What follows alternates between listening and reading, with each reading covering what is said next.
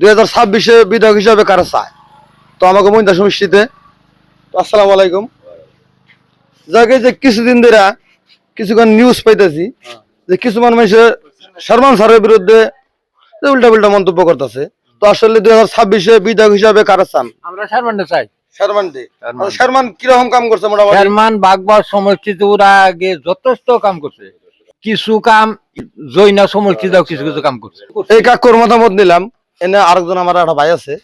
তো ভাই আসলে 2026-এ এই এমএলএ কিন্তু ইলেকশনে কিন্তু আপনার আব্দুল খালেক, হাফিজ রফিকুল আর শর্মান স্যার, এরা কিন্তু তিনজন ক্যান্ডিডেট। যে 2026-এ এমএলএ হিসেবে কারা চান? আমরা তো মনে মনে মনস্তাব করে থুয়ে দিছি শেরমান্ডে।